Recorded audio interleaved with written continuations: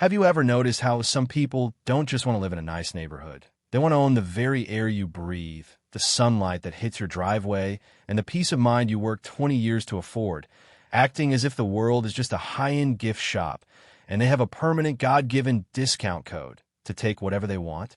I'm Mason Carter, and after a divorce that felt like a slow-motion car crash, one that stripped away my confidence, but left me with a burning need for a quiet, controlled environment, I thought I'd found my sanctuary in Azure Creek Crossing. It was a place where the lawns are so green, they look like they were color-graded by a Hollywood studio, and the HOA bylaws are thicker than a Victorian novel. But for a man who designs smart water automation systems for a living, the structure felt like safety.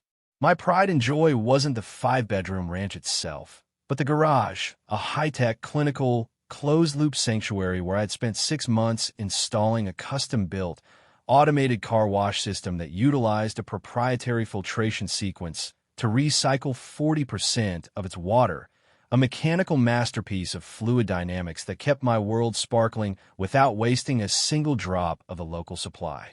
But in Azure Creek, the sun doesn't dare to shine without a permit from Beatrice Vance, the HOA president who glides through the cul-de-sacs in a pristine white Porsche 911. Her presence announced by the smell of expensive French perfume and the audible clinking of enough Cartier and Versace jewelry to fund a small nation's infrastructure project. She isn't just a leader. She's a self-appointed deity of uniformity, a woman who views any deviation from her personal aesthetic as a moral failing that must be eradicated with the surgical precision of a fine. My neighbor Dave, a man who's lived here long enough to see the original developers go bankrupt, warned me over the fence that I had moved into the path of Hurricane Beatrice, a woman who once tried to evict a young couple because their toddler's plastic slide was visible from the street for more than 4 hours. The first shot in this undeclared war arrived, not as a knock on the door, but as an official HOA email, a digital dagger claiming that my home car washing was strictly prohibited to prevent outdoor chemical runoff into the local ecosystem. I didn't get angry. I got technical. I sent back a 15-page PDF, complete with flow charts, chemical analysis of my biodegradable soaps, and a certification of my system's closed-loop efficiency, proving that my garage was more environmentally friendly than the rain itself. But Beatrice didn't care about the science because to a tyrant, logic is just another form of insubordination, and as she stared at me from behind her oversized designer sunglasses during our first confrontation on my driveway, her lips curled into a rehearsed, predatory smile that told me she wasn't just enforcing rules. She was starting a collection of my humiliations, and she intended for me to be her most prized trophy. The harassment didn't just escalate. It became a full-scale psychological siege as I started receiving daily violations for audible garage resonance during my testing phases and trash bins positioned at an unauthorized 45-degree angle on collection day. But while Beatrice was busy counting the blades of my grass, she had a much more pressing, vanity-driven crisis on her hands. The local high-end detailing shop, Elite Auto Spa, had been shuttered for a massive 3-month renovation, and for a woman who viewed a speck of dust on her Porsche as a personal insult to her lineage, the world was beginning to look very, very dirty. Through Rachel, the HOA secretary who had spent years acting as Beatrice's silent, resentful footstool, I learned that the president was spiraling into a genuine obsession, convinced that my private, state-of-the-art garage was the only facility in the county worthy of her vehicle's paint job. I started catching her patrolling my house at odd hours, her white Porsche idling at the end of my driveway like a shark sensing blood in the water, her eyes fixed on my garage door with the kind of primal hunger you usually only see in desert travelers spotting a mirage. I'm an engineer, and I know that when a system is under immense, irrational pressure, you don't just patch the leak. You reroute the flow and let the pressure itself clear the blockage. So I decided to set what I call a karma feedback loop, a calibration of my automation system that utilized 2 distinct intake valves, one for my own car and a secondary hidden reservoir for unauthorized access events. This secondary tank contained a special blend, a mixture of gray water, sulfur-heavy well water, and a concentrated, non-staining organic compound that smelled exactly like a 100-year-old municipal sewer line that had been baking in the summer sun. I left my garage door cracked open just 4 inches, an invitation disguised as a mistake, and I placed a small, neon-orange warning sign right next to the control panel that read, "Caution, experimental recycled sewage system active. Unauthorized use prohibited. Use at own risk." True to her nature, Beatrice couldn't conceive of a world where a no applied to her. She waited until she saw my truck pull away for a supposed lunch meeting, slipped into my garage with the practiced ease of a career thief, and drove her pristine Porsche into the bay, even having the staggering audacity to pull out her phone and take a triumph selfie in the reflective chrome of the wash arm as she pressed the start button. My 4K hidden cameras caught every micro-expression. The initial smirk of victory, the moment the first high-pressure jet of sewage blend hit her windshield, and then the absolute, soul-shattering horror as the internal climate control of the Porsche sucked that nauseating, putrid scent directly into the hand-stitched leather cabin. When I happened to return home 3 minutes later, I found her standing in the center of my driveway, drenched in a liquid that smelled like a graveyard's basement, her designer outfit ruined, and her $150,000 car smelling like a biohazard site, while she screamed about sabotage and assault. I didn't even have to raise my voice.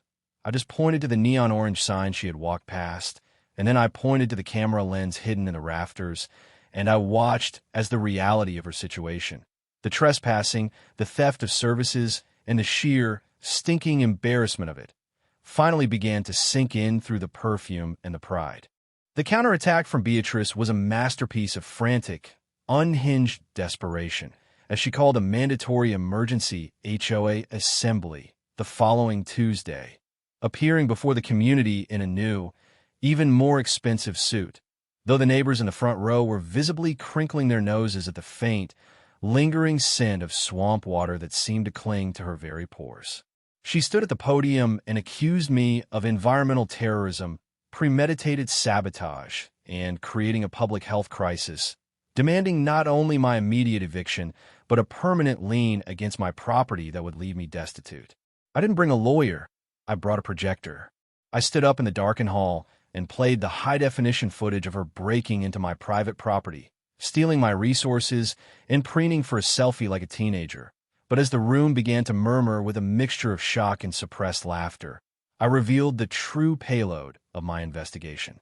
With the help of Rachel and the former treasurer, Jennifer, who had been forced out for asking too many questions, I laid out a digital map of the HOA's financial soul. I showed the residents how Beatrice had authorized nearly $800,000 in landscaping and infrastructure contracts to a firm called Pinnacle Construction, which, after 10 minutes of searching public records, was revealed to be a shell company owned by her brother, Harold. I used my own water tracing algorithms to prove that while our amenity fees were skyrocketing, not a single pipe had been laid and not a single tree had been planted. Instead, the money had been diverted into a private estate fund that was currently paying for Beatrice's lifestyle and Harold's gambling debts. In a final, pathetic attempt to regain control, Beatrice tried to project a deep-fake video that Harold's law firm had scrambled together in the last 24 hours, attempting to show me pouring chemicals into the neighborhood's main water line. But because I'm a specialist in digital watermarking and blockchain timestamps, I was able to prove, live on screen, that her video had been generated on a server in Harold's office less than 6 hours ago. The silence that followed was heavy, ancient, and final, broken only by the sound of the double doors at the back of the hall, swinging open as Detective Miller from the Financial Crimes Unit stepped into the light, having spent the last 3 days reviewing the dossiers I had sent to the district attorney. I watched the handcuffs click shut over her Cartier bracelets, and I watched as Harold was intercepted in the parking lot trying to load a suitcase into his SUV, the entire Vance empire collapsing under the weight of a car wash and a few thousand gallons of recycled sewage. Today, Azure Creek Crossing is a place where people actually know their neighbors' names. The fees have been slashed by 45%, and as the newly elected president, I made sure the only thing we regulate is that the gates stay open for everyone and the water stays clear for all.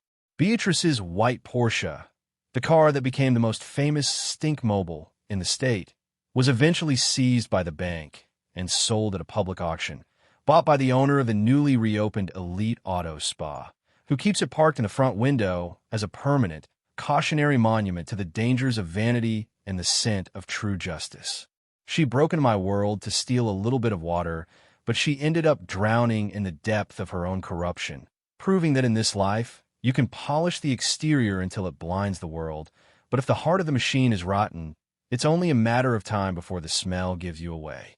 And now I have to ask you, sitting there in the comfort of your own home, when the person in charge treats your life like their personal property, do you keep paying the fines and hoping for mercy, or do you build a system that lets them deliver their own karma?